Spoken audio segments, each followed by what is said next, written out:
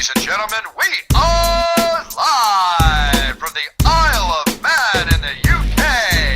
This is John and Mike's MMA Corner. UFC Belfast. Oh, we can't mention that word, can we? Oh no, we can't mention about that word.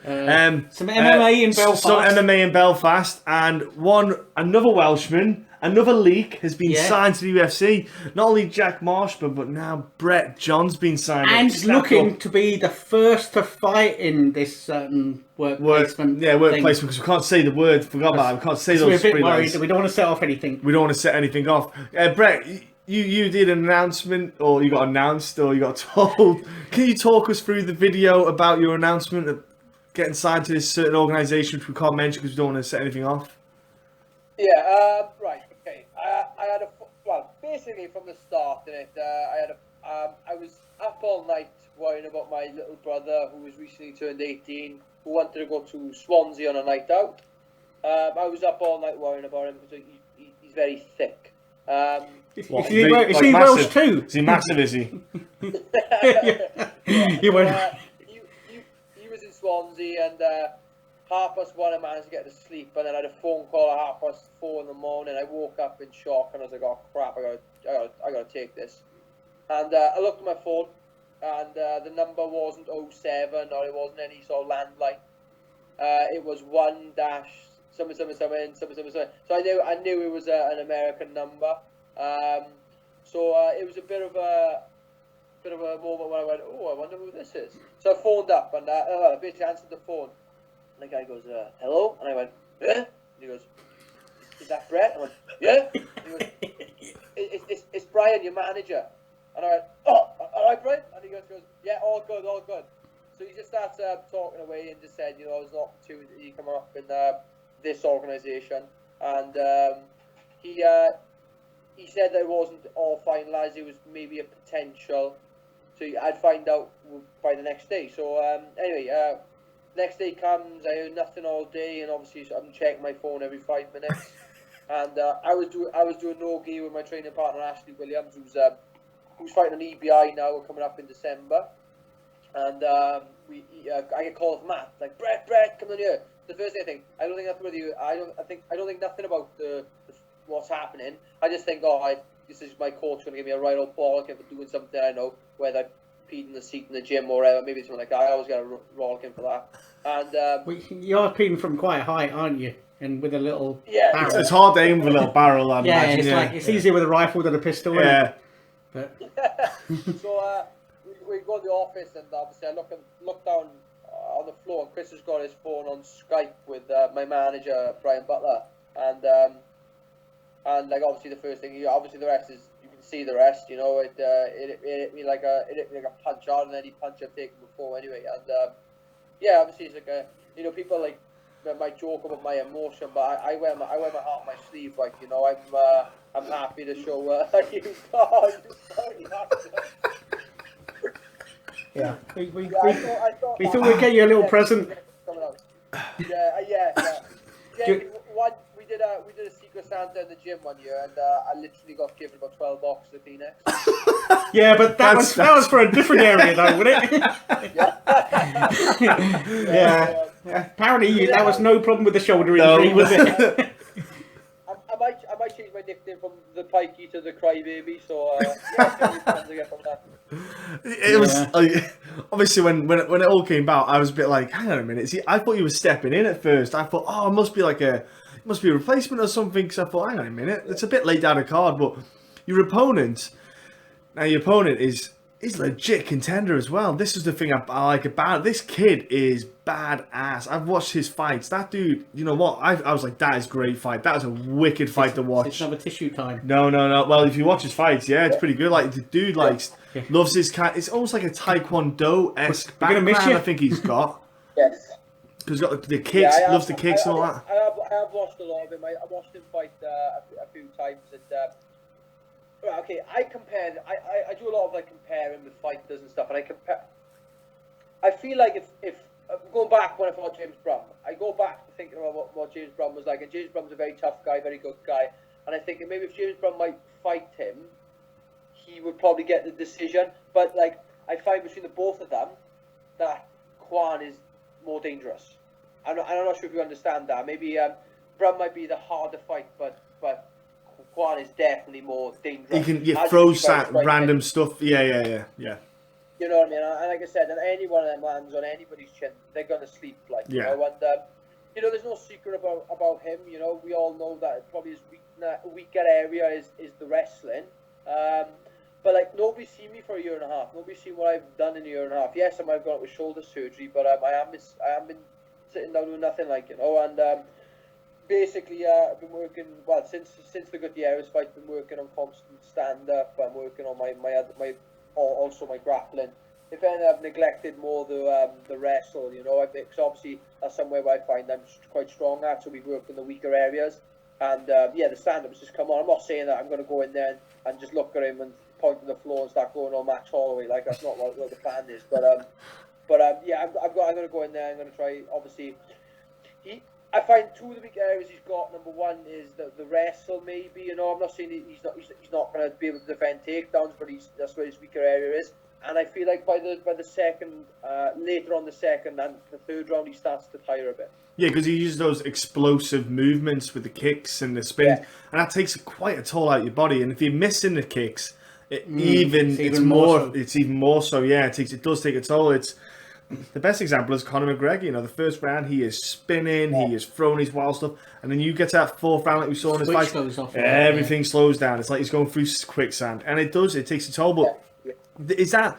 I think as a fighter though, like I am the complete opposite to McGregor. McGregor goes balls to the wall first round, and I make sure I got gas and I got plenty of gas left in round 5. You know, it's just the sort of person I am. But like, you know, like I said, it's I know if he's gonna land on my chin, I'm gonna get hurt. But like people neglect my stand up. You know, I think if I land clean on his chin, he'll have hurt as well. You know, and you know, I've been blessed with good training partners who support me and who watch out for me and who spar me hard. Like, you know, my gym's just full of amateur MMA fighters, but they are the best around. You know what I mean? And people are like, oh, you know, you should be training professional. Yeah, maybe, but like, why fix something if it's not broken? And that's exactly what I'm doing. I'm loyal to my team. I'm loyal to my gym. And you know, it's just I've been like this from the start, and I'll be like this to the end as well. Well, you did a K1 though. It's not so that I was thinking you were getting ready for a K1 bout. It's kind of handy in a way that you were doing a K1 fight because what you've been focusing on, stand up. What's the dude strong point? The kicks. You got that. You've just been drilling anyway before the fight came around. It's almost like you're kind of prepped for this guy, and it just happened. I thought that's really handy that you had that K1 fight coming up. When you think about it in hindsight. Yeah, definitely. And like I said, you know, yeah, you work on the stand-up area, but what I found was the biggest issue, and this is going to go really into technical detail. Yeah. But I found I knocked my round times. I've been doing 5-5s with 30-second break for years. Okay. Now people think, oh, that's amazing. You got the gas tank. Yes. But once you start taking the time down to, say, for example, an amateur timer, which is 3-3s, yeah, I couldn't, not so much deal with it, but I felt like it was more of a struggle doing a 3-3s than it was doing a 5-5 because I'm used to taking that pace. Yes. 5-5. Yeah. You know, in my head, I can go, oh, yeah, I can lose round 1, or if I just about lose round 1, it's like, well, I've got another 4 to go. This time I don't get that. You know, I lose round 1, I've only got 2 to go, and I got to win the next round. You know, yeah. It's like I was going to say, it's been said before. Like they say, it's more of a sprint than a pace sort of thing. It's like bang, 1, 2, 3, done. You know, and you can't really afford to hold back too much. Yeah, like you because you can't really hold back in that first because if you have a bad second, you've then got to go all out in a third. And if you've sort of done it a bit wrong or something, you know, it's.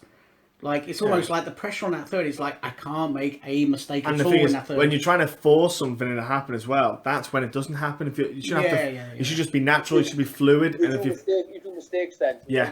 Whereas if you've got 5 and you have a shit round, you can say, right, we'll bury that. Yeah. Let's concentrate on the other 4, you know. It's, so like I said, my last 4 fights have been world title fights, 5-5s, you know. And out of them 4 fights, I got a decision 3 times, you know. So, yeah, it's good experience. Don't get me wrong. Experience is like, oh yeah, brilliant. You know, you've got them runs in the bag. But I'm going to have to come out that gate fast, man. I'm gonna have to come out that gate ready to rumble straight off the bat. But like, expect something different. Like, I'm not gonna say what I'm gonna do. I just expect a different sort of me. You know, I'm not they're not gonna search that takedown early on. If I'm honest, you know, I'm gonna go out there, feel out my feet. Like when I first started, yes, it was a game plan. My first 5 amateur fights, I didn't throw a punch, I just run in and take people down. You know, and when I went to pro, then I started working on that level. Just like my coach had told me from day one, he said, look, I was running up my stand at my first ever fight. My coach said, don't worry, in 12 fights time, that stand will get better. And I feel like, yeah, it has. It's definitely gone better. Like I said, that guy I fought in that K1 fight was a decent guy. You know, was alright. You know, I'm not saying he was the best out there. You know, his record was 5-4 before all of his fights out in Latvia. You know, so them guys are dangerous. Like, you know what I mean? I just plenty of head movement working. But I feel like this guy does get tagged a lot on the feet. Like I do. I feel like if I just got to stand in front of him, and that's all I have to do is stand there, stand my ground. If he commits in, I got the shot there if I want it, or I can counter back with shots as well. Like, you know, I just got to make sure. I got to make sure that fucker doesn't catch me in the chin though. The head kicks. I tell you what, the distance is the thing. If you give him too much space, that's what lets him throw his. You've kind of got to smother him a bit, haven't you? You've got to give him that pressure, like, because then he can't throw those big kicks because there's too much. He'll try to. He does that spinning kick in the air that he did, where he got that one win where he got the guy in the liver. Well, it wasn't liver, he kind of got in the solar plexus and then chased after him. Well, I was going to say, like, you look at the blueprint they've got on Pettis now. You know, where that pressure against Pettis, and he's just all of a sudden he doesn't know how to handle it. Not himself, and it's the last couple of fights haven't gone too well for him, have they? You stand off for kicker, you stand off, and then it's Christmas Day for him. Yeah. You stand off and kickers, and you stand in that kicking range. I've got no ego issues. I'm not going to go in there and go at kicking range and go, you know what, this guy thinks he's a kicker, well, I'll kick him. It doesn't work, like, you know what I mean? Some fighters get that though. Yeah. Like, you go in there, like, and then you got like guys who like Anthony Johnson, and they're like, this guy thinks he can stand up. Well, let's stand, and then he cams you out in 30 seconds. Yeah. Well, look at Glover. Glover and Anthony Johnson, like, you kind of just sitting there getting ready, thinking this is going to be one of the best fights in the.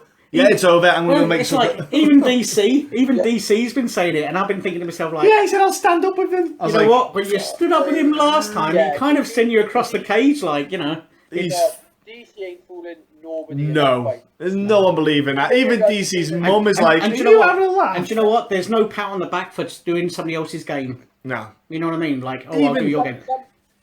Sometimes you just got to take her on the chin and go, you know what? Yeah, I'm going to lack in this discipline, so I may as well just take it on my strength. Yeah. It's okay to lose in some areas, so long as you win the fight. Yeah, exactly. You know? But yeah, I'm quite happy. I'm quite happy with the fight. You know, I know that he was the number one prospect in Asia. Mm-hmm. I've been number one in Europe for years. So I'm looking forward to seeing, like, they've signed 2 of us now, ready to go, and let's see who was the number one prospect outside the UFC. Let's see who was that guy who Don't say a word. Sorry. No, don't be sorry for us. Be sorry for yourself. We don't want to set you off. Yeah, and also I feel like, you know, you going off to Titan and stuff like that, you know, like fight away from home and like travel and leading these cards as well. You know, like the pressure that you've been taking on there.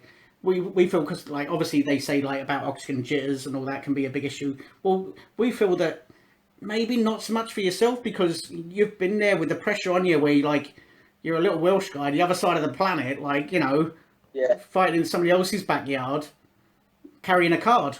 You know, it's that was a big thing actually. Yeah, I spent 10 of my professional fights with absolutely crazy support from everybody who still support me to this day, if I'm honest. I went out to the States, and the first time I was in Alabama, I had 2 guys in the crowd. 2? Are you sure? Yeah. And they were, a pair of them were there inflatable sheep on a Welsh flag. I was right, sheep. Was that coincidence, or you know? And the second time was Kansas City, and that was hostile. Like, that was you know, obviously that wasn't the best couple of weeks for me anyway, regardless. Yeah. But, I just got booed. You know, as soon as I stepped out, the animosity, it was just absolutely crazy.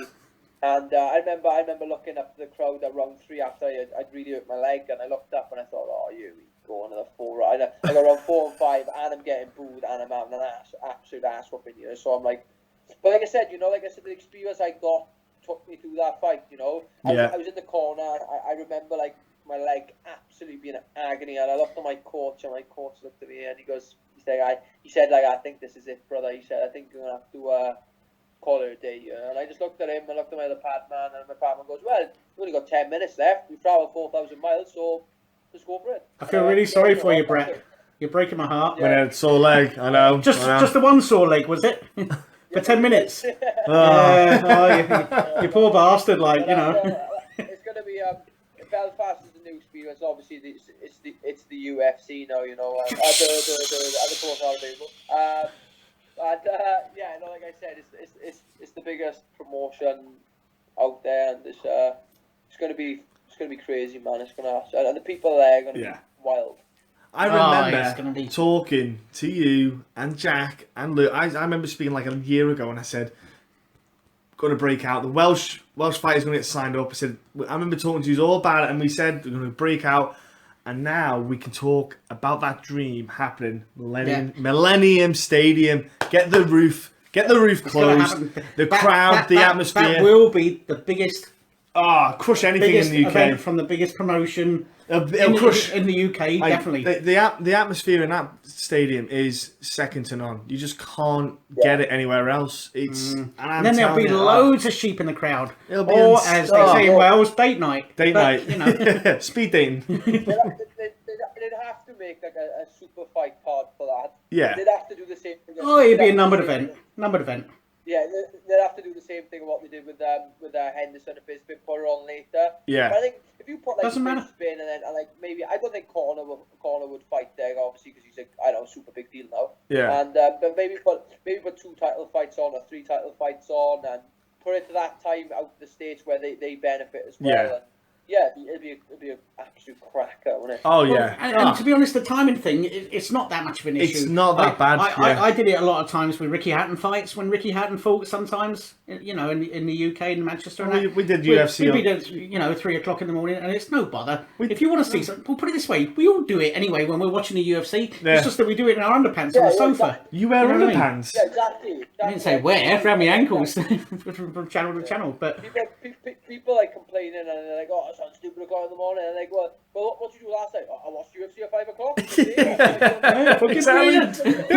Well, that's the thing. You watched it live or something? Yeah, we went to UFC Manchester. Yeah, we did it, and it was fine. You know what, it was fine. Because like you don't even you notice. were asking it, and I was saying, look, it's going to be all right. You don't even notice. You don't even need to get like, oh, let's get a sleep in before we go. It doesn't matter. You don't. You'll be fine. But we did because you're watching fights. We did. Well, some of you did. We had a kip in the afternoon. I just laughed at Will, didn't I? No, we all had a kip in the afternoon. Did we? Yeah, we all crashed in the afternoon. I remember that. Yeah, I you were think spoon. You were the little spoon. I was the big spoon. Fucking big spoon. In your There ass. we are. Yeah. No, we had our colleague with us farting like a machine. So like it was hilarious. Honestly, it was amazing. Yeah. Well, we'll talk off air about that. There's still a lot of things about that. Stay on afterwards. We'll give you a laugh. Oh yeah. But yeah, honestly, it's amazing. Like it's happened. Not one, but it's 2. the beginning, and it looks as if. I mean, obviously, it's not totally 100% confirmed, but you'll be the first Welsh lad to walk in to a cage of a certain promotion and you know what? It doesn't matter how many hundreds over the next billion years or thousands, whatever. There'll only be one first. Yeah. That's history, fella. Like I said, I'm very friendly with obviously Shaky and Jack and all the boys at Tulare, you know, and all fairness to the guys, Shaky's absolutely cracking. He phoned me up today to congratulate me as well. And I think that we look at it as a win on a whole for Welsh MMA. For Welsh MMA, time, definitely, time. Yeah, obviously, if I was going, if we were honest, it was a little bit of a race to see who got there first. But now that it's happened, it's like, well, you know, we're a team. Us and Shaky, although we're from different, like, obviously gyms, we're there as a team with Team Wales out there, you know. Yeah. And, it's going to be it's going to be fun. Obviously, I can't wait to get out there. I genuinely can't. It's going to be an absolute cracker, and I'm with a couple of good guys, and I've got a legitimate fight out there, which I'm glad. I don't want. At the end of the day, in my opinion, these records don't mean nothing no more. The records in the UFC don't mean nothing. You tell me records mean something. What about Robbie Lawler? Robbie Lawler was a champion at 24-10. So how do records count? Yeah, you know? yeah.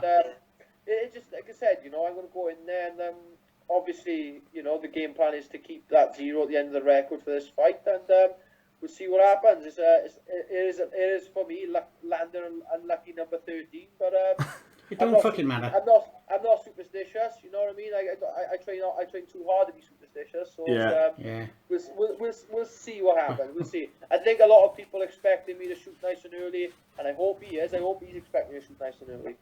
He might be one of our listeners. He is. Yeah, diehard fan. Yeah, we got a Korean podcast that we do later on as well. Yeah. We what we do is we do it again in Korean. Yeah. We just play it backwards. We just play this backwards at fine. Yeah, and we eat hot dogs. Yeah. But not like normal. No. They're barking. What was I going to say? We're going to be there. We'll be watching, Brett. We can't wait. But before we let you go, buddy, because I know we've got to be up early to get away, what's your social media, man, so people can jump on, give you a follow?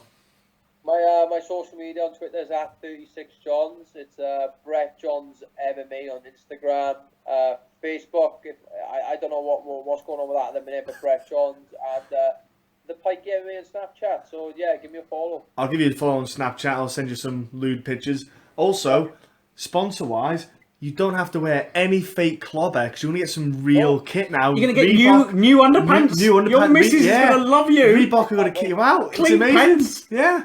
The ones I got now, I've got too many holes in. This is the pants ones I got now. Well, the thing is, I always find it's useful to know which way they wear them because the yellows at the front, the browns at the back. Yeah, it's easy to tell. Then, it's easy to tell, isn't it? It's just a good sign. So what are you going to wear then? Briefs or boxers? Welsh thong. Yeah.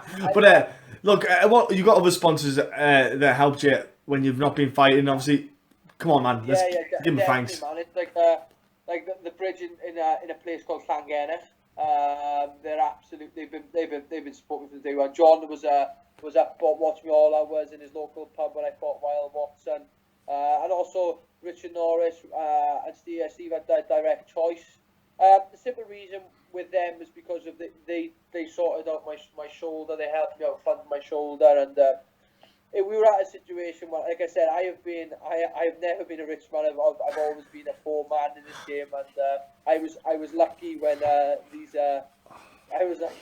guys come along and helped me. So thank you to my sponsors, and just brilliant. I'm on cloud 9 at the minute, but I just can't wait to get in there. I've heard you with that skin. If you win the 50 G's, you'll have to buy a wallet.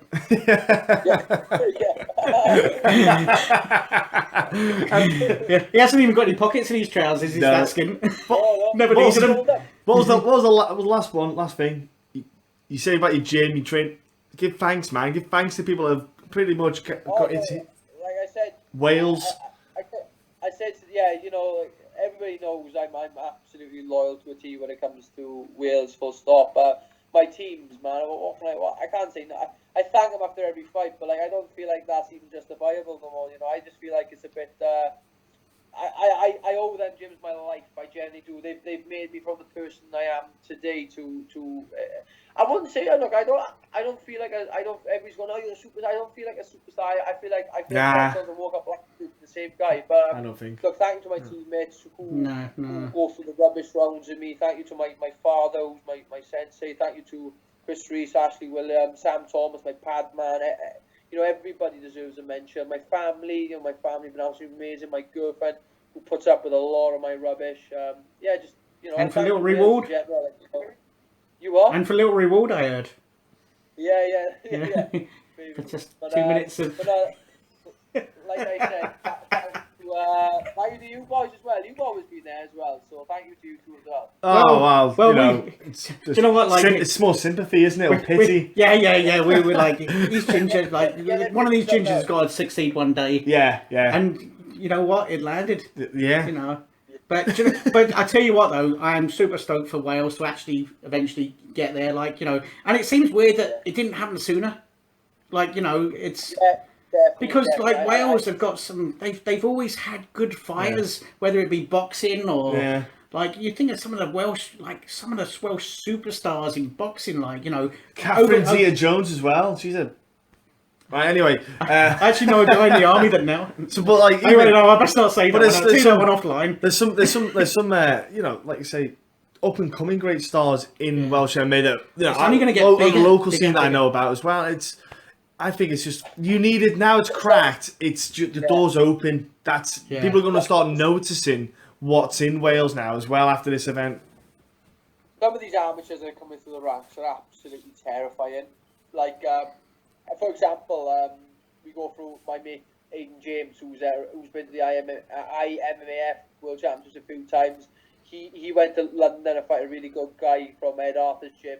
He managed to beat him in the first round. He's beaten some top level guys. He's won two big organisations in the UK at the minute. One is WFS in London, and the other one is Made for the Cage. Yeah, he's been an champion in both of them. Nice. One of my other mates, Scotty Pedersen. I'm not sure if you've heard his name, but he's coming through the ranks, and he fought the prospect Charlie Boy Howard. Yeah. I've heard of Charlie. He fought Charlie Boy Howard on 3 days notice up in his hometown in his backyard and beat him as well. So and I rate that Charlie Boy Howard. I think he's a fantastic fighter, and you can say a bit Nate Diaz-y, but he's a good fighter. And then my amateurs, and then you obviously go through the new list of guys. We got 2 up and coming guys in the pro ranks who are coming through. Like you got Jack Shaw and Josh Reed, and my teammates like Nathan Morgan, they're coming through as well. And it's going to be huge. My coach Ashley Williams, my BJ coach, is on like a 4-0 win streak. The guy just can't get fights, and we've been looking for fights on my show, and just nobody's interested. So it's we'll check. Mike will have him. Yeah, he might have to cut weight though. Who? Him. Ashley. Yeah. Mike's only 145 pounds. He's all done then. Yeah, he's all done. Yeah, it's bang on. Yeah. But no, like I said, these amateur guys coming through the ranks are absolutely horrifying. These guys they look amazing. So and like I said, and these guys kick my butt on a daily basis. So. Yeah, it's awesome. I can't wait. It looks great for the future. It's great for the now, because now we all get to sort of enjoy it's happened. You know what I mean? And we can all feel good about it, because I'm not from Wales, but I feel fucking fantastic about it. It should have happened sooner, but at least it's happening. It's happened. Yeah. And you know what? And there's at least a couple of years, so. It's great. It's because I bet even when you found out about Jack before you knew about yourself, I bet you were buzzing, weren't you? Oh no, absolutely. Exactly, because I bet as a Welshman that must have been proud. Oh, I bet you. I said this isn't like any other nation. We're all helping each other out in this game. Whether it's just a little bit of social media support or whether it's going on the train with them people. And we're a team and we're doing this as a nation. Hopefully, when we get a load more fighters in the UFC, we'll be able to train with each other on a daily basis to make some sort of team. So that'd be awesome. I could be like Super Sheep MMA or something like that. Yeah. I reckon that'll work. There you go. No. I've got an even better one. Go on. Gracie Barr.